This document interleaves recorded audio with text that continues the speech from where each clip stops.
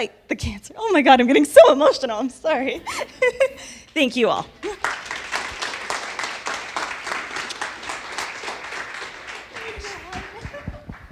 Thank you. That's amazing. Wow. And I would go watch that. That's really cool. It's not them fighting together, but so what's that? So I was going to mention that, but I didn't want to say it. Next up, I just found out not too long ago that he lives like in my neighborhood. And I had known of it, and I didn't know that. I'd probably explain the police helicopters hovering around at night, maybe. And my house is for sale. So, Jesse Ryan, founder and chief sales guy, right, at High Road Human Capital, is going to talk to us. Well, there it is, the value of the decline. All right. So come on up. Thanks, Tim. I'm going to be the guy that takes the stage only because at parts of this I'm going to get real close to the screen.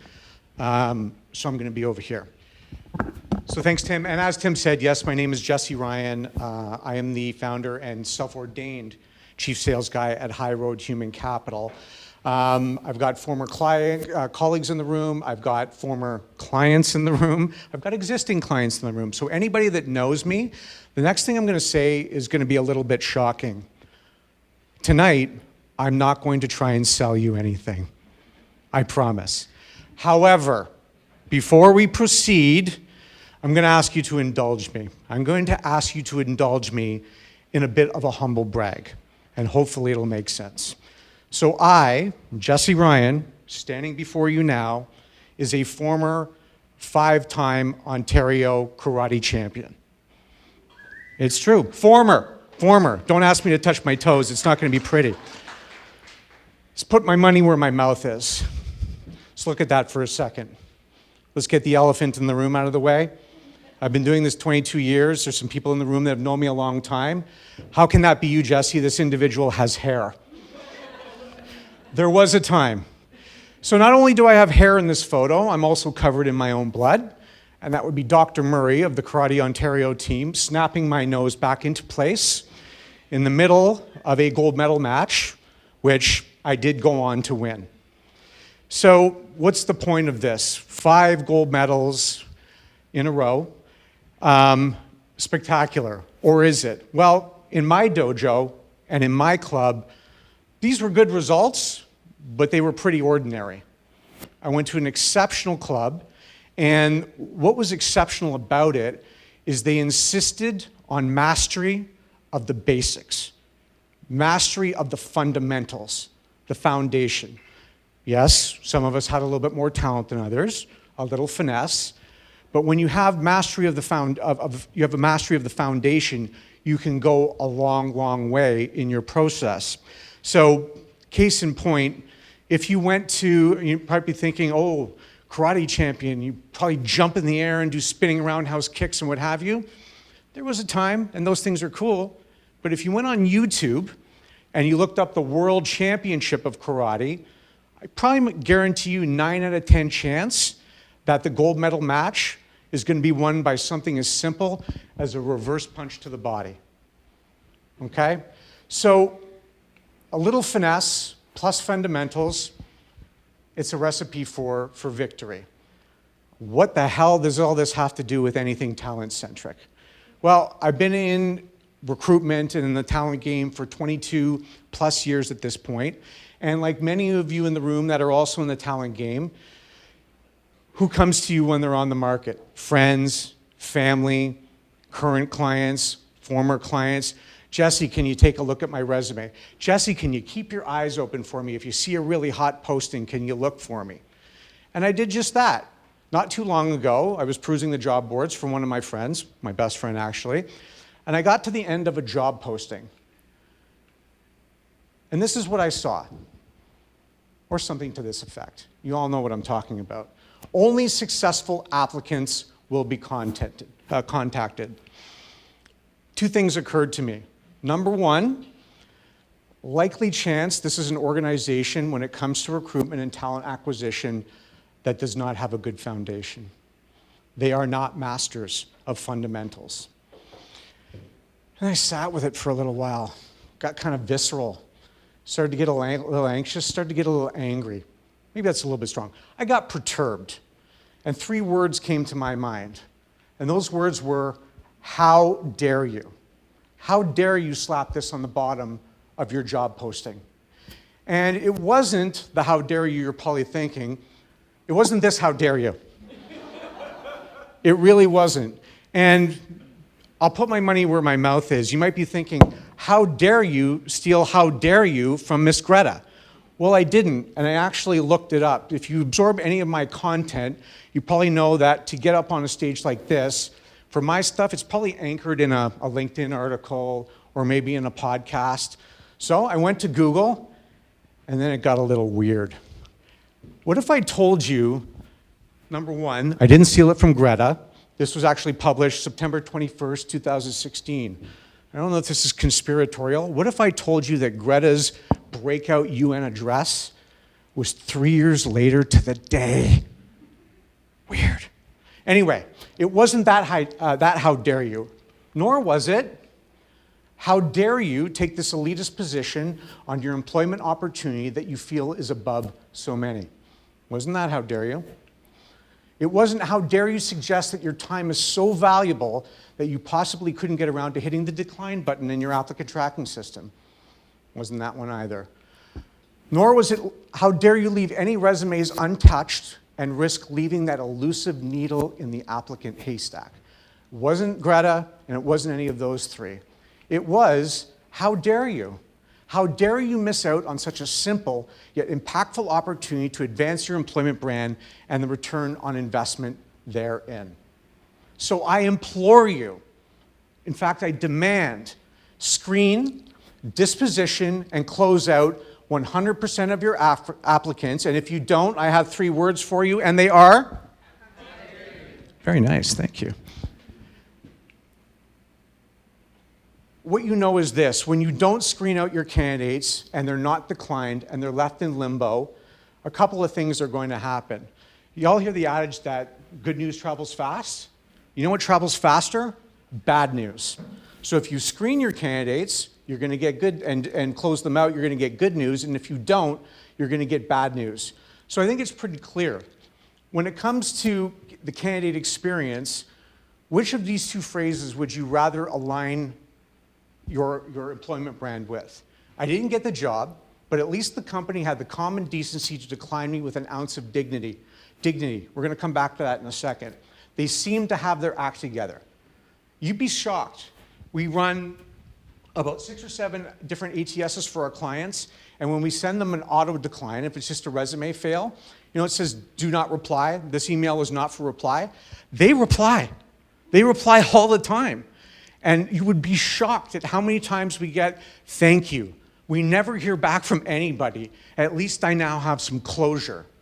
Closure, dignity and closure. I'll be coming back to both of those. So there's that. That's the upside. The downside, where bad news travels fast, I applied for the job, it's been weeks, I've heard nothing. How many people have been the recipient of the heard nothing as applicants at some point in their career? Well over half of you. So you're living proof of it. Let me put my money where my mouth is. Impossible? Jesse, we get thousands of resumes. How could we possibly screen them all? Can't be done, not enough hours in the day, no ROI. To give you a little context of how I'm able to speak to this with some level of authority, High Road Human Capital, we're a boutique RPO shop. We're a little shop with some really big clients, and we do some really big, cool things. One of the other things we do is we have a very unique activity-based pricing model. So we're able to script out the process in such a way. So don't pay attention to that for now. But what you see here, anybody that knows a little bit about, if not a lot about recruiting, it's a basic process. We're not going to hide it. Resume screening is time intensive and time is money. And you can look at any one of our recs, we've probably got 200 to 300 on the go at any one given time. And without fail, every time, resume screening, which is 4 down, is the most expensive line item. It is expensive, and it almost feels cliche to say, but how can you afford not to? How can you afford not to? So when you don't close out a candidate, and you don't disposition them, and you don't give them some finality, you're depriving them of two very key and elemental things, dare I say, primal. I mentioned them before, closure and dignity. Believe it or not, you're probably reading closure and you're like, that's not the definition. If you search Google long enough for a definition, you're going to find something that works for you. And this is a real definition. But why it resonated so much was closure, a sense of resolution or conclusion at the end of an artistic work. Let's think about that. Some of us write articles on LinkedIn. Some of us are professional writers, technical writers, or what have you. But for the vast majority of us, the last thing we wrote or authored, let's put it that way, was in school. Post-school, for many of us, the only thing they've ever authored is their resume. It's personal, right? It's visceral, it's personal. And to them, if you want to put a spin on it, it's artistic. It's your life on a page. They want to make it look pretty. They want to make it resonate. They want words to jump off the page. They want to compel the reader. It's artistic. And how dare you if you don't think so? Dignity, a state or quality of being worthy of honor and respect. Think about that. They, the applicant, maybe they got headhunted, but the vast majority of applicants see a posting. They took time to click on that posting, routed them to your applicant tracking system. God knows how many hoops you made them jump through in that thing, right? Fill out this form, upload your resume, give them your address, answer this question, test this, test that.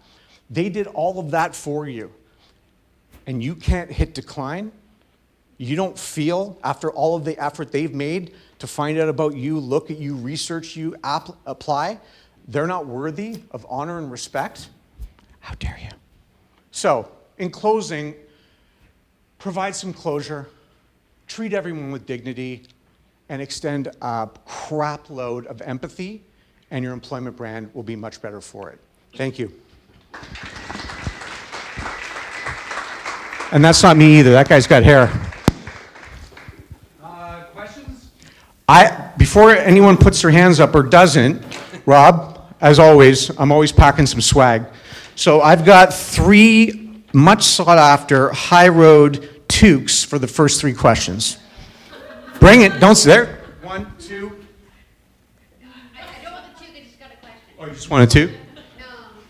All right, we'll get to it. First question. I work for an online recruiting platform. Okay. And, there's many of them out there. Sure. Now, and as we do, speak with employers and candidates that are, really mass sending out resumes. So I imagine that there are many cases where people do their research and really put in that work. And there's also, apply buttons over 20 some odd platforms or whatever that maybe people are just button mashing. So just kind of curious sort of how that fits into sort of your perception of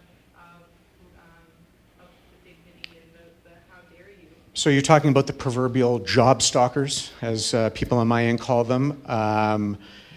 Yeah, I mean, you're going to see that, right? And we all know that unfortunately, given something like Indeed or even a LinkedIn, who are just in a ridiculous battle for, we've got more postings than you do. Both of them are my channel partners, by the way. 90% of what comes into that hopper is, yes, also known as non-applicable, right? You can put up a senior accountant role and you're going to get a landscaper, right? But this is what we've chosen to do as a hiring manager, as an HR executive, or as a talent acquisition executive. It's what we've signed up for. And don't get me wrong, I know after 25 resumes, black and white, we all go colorblind, and it's difficult, and we end up looking for reasons to exclude as opposed to include. But this is what we've signed up for, and it's reliant on you, on behalf of your organization, to make sure that no stone goes uncovered. If you're talking about volume, because some people will genuinely say, we put up a data analyst, something generic, and we get 500. Well, the first thing I would say is, somebody's going to answer for letting it get to 500, right? Because we look at this so closely, we track metrics. We look at the arc of a job posting in the first 72 hours, because that's what it is. It's a big crescendo, and then it drops off a cliff, and then you get the dribble, right? So what we will tell our clients is we won't go over 200. Because we feel at about 100, 150, probably about a 75% chance that your hire is in there. If you're diligent, if you look through them, if you disposition them appropriately. You get to 200, I'm not saying it's 100%, but there's a 90+ chance that your hire is in there. And if it's not, refresh, throw it up again, see what you get. Next question? Yes, sir. So Jesse, I 100% agree with your saying. Personally and professionally, Wave does that. Yep. We close out every single candidate, so total alignment. But what would your advice be for a smaller organization, doesn't have an ATS to help them, and maybe it's an HR person who's doing recruitment off the side of their desk? How do you make the time to be able to do this in the appropriate way? Yeah, and it is a make the time, it's not a find the time, because if you look for it, you're never going to find it, right? Just like working out, so you got to make it. First of all, in terms of applicant tracking systems, in this day and age, the amount of cheap and cheerful ATSs that are out there for less than $100 a month, really, it doesn't matter the size of the organization, you really don't have an excuse. And if you're a micro, if you're even a small boutique, your Indeed, your LinkedIn are acting as an applicant tracking system. So it's about finding the time, but outside of that, I'm not willing to hear any of anyone's excuses, because the technology is there on a budget, absolutely cheap and cheerful. And LinkedIn recruiter licenses, LinkedIn projects, what have you, it's all there. It's just a touch of the button. Mass decline. You find your hire, you've got another 100 in there, mass decline. At least it's a bit of a closure. Okay, it's a little bit of closure. Who wants the third toque? Yes, ma'am. An easy one for you, I think. Oh, a layup, I love it. What's one of those good, cheap and cheerful? CATS 1, C-A-T-S. CATS 1? Yep. Yeah, I think they mostly just go by CATS now. But I mean, I'll give you some names that are existing clients. Mazda Canada, CATS, Cimix iWork, CATS. Rachel, I don't know if QuickPlay still has it, but they did. Before QuickPlay was acquired by AT&T, it was CATS 1 behind the scenes. And it's just a GUI. No one knows if it's Taleo or brass ring behind it. It's pay as you go. It's completely customizable, all the ins and outs, so your entire process, and it allows you to electronically decline and coordinate interviews. So you don't have to do that through your email. Everything maps back into it, and you can brand it. There's a freebie. Is there a fourth question? You don't get a two. Go ahead. I actually want to know about bots. Do you use bots, chatbots? Because that kind of changed everything with recruiting, where you've got this, entity that's going out searching out candidates. So it's a very, very different type of dialogue with candidates. Yeah, I'd say. I'm trying to figure it out myself, to be honest. Yeah, we don't use bots, but we do, when we do respond to candidates electronically, it is templated. Everybody's getting this. If it's an electronic decline, it's templated. It's not personal. However, the templates you get for auto declines and approvals these days are very personal. If you're running a LinkedIn project and you're going to do a mass send out, most people, we all do, but most people, when they're the recipient of that invite or that solicitation, it feels very warm, it feels very personal. Bots, I'm sure they can be equally as effective. However, you lose context very, very quickly, right? There's no continuity with the human being. And we're starting to move out of a phase where, let's say the word, it's a still human capital we're dealing with. It's a human being. So yes, are there a lot of sexy